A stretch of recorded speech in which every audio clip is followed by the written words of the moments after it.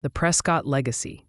They say wealth can buy almost anything: power, influence, silence. But there is one thing it can never buy: loyalty.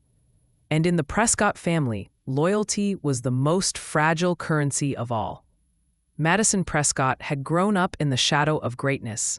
Her father, Charles Prescott, wasn't just a man, he was a titan. A steel-eyed visionary who built an empire from dust, carving the family name into the granite of American industry. To the world, he was admired. To his family, he was feared. Now, he was dead. And Madison, the quiet daughter who had always lingered in the background, was summoned to the estate for the reading of his will. The Prescott mansion loomed over the Hudson like a fortress of secrets. Its stone walls were soaked in history, its windows glowing faintly in the twilight. As Madison stepped through the towering oak doors, she felt every portrait watching her, the stern faces of ancestors who had crushed rivals, made fortunes, and left trails of whispers in their wake. In the grand study, the surviving family gathered. At the center sat Cassandra, Madison's stepmother. Regal, immaculate, and cold as glass, Cassandra had entered the family years ago as Charles's second wife. Many whispered she loved his wealth more than the man himself. Her crimson lips curled into a smile that never reached her eyes as Madison entered. The family lawyer, Mr. Whitmore, stood stiffly at the mahogany desk. His hands trembled as he opened a heavy folder. "Before we begin the reading of the will," he said carefully, "there is a message." He flicked a switch. The lights dimmed. A projector hummed to life. And suddenly, Charles Prescott filled the wall, alive again in flickering black and white. "Madison," his voice thundered, commanding even from beyond the grave. "If you are watching this, then I am gone. And the time has come for truths to surface." He paused, staring straight into the lens, as though piercing the room itself. "Cassandra betrayed me. She schemed to take control of my empire, but she has failed. The Prescott Legacy, the company, and everything I built, it all belongs to you, Madison, to my daughter." Gasps filled the room. Cassandra's painted smile cracked into something sharp and venomous. But Charles wasn't finished. His voice grew darker, heavier. "Madison, what I leave you is more than wealth.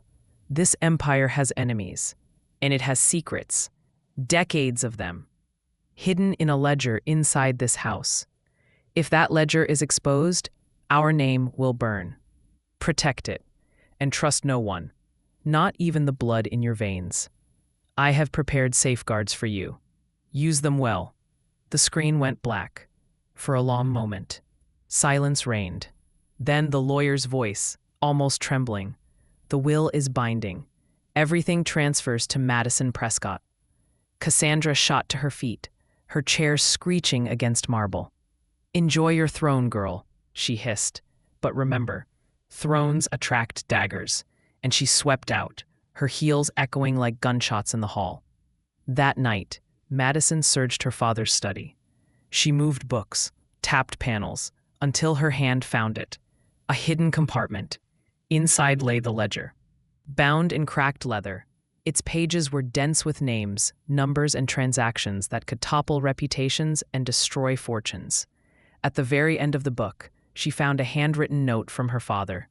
"If they come for you, press the brass button beneath my desk. I have made arrangements." Her pulse quickened. She traced the brass switch beneath the heavy oak desk. And then, glass shattered.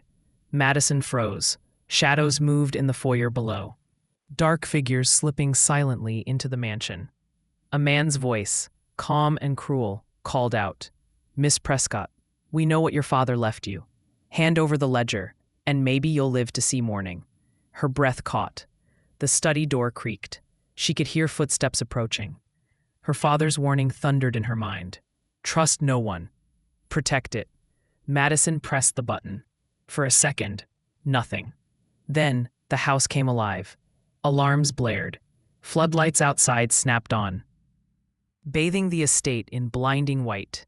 The intruders spun in panic. Sirens howled in the distance, growing closer, closer. "Go," one of them barked, but it was too late. The front doors burst open. Police stormed in, weapons drawn. On the ground, hands where we can see them. Chaos exploded. The intruders were tackled, disarmed, dragged across marble floors in cuffs. Cassandra herself appeared in the hall, her face pale, as she too was surrounded by officers. She shrieked that it was a mistake, that she was innocent, but her words were drowned out by the crackle of radios and the clatter of boots. Madison stood in the doorway of the study, clutching the ledger. The lead officer turned to her.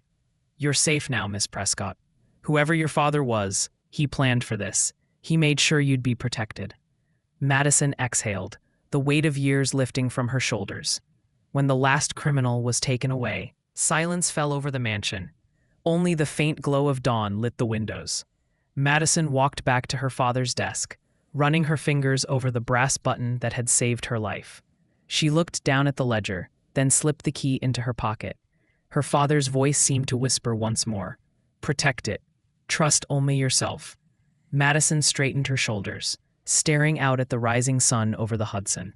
The Prescott Empire still stood, and so did she.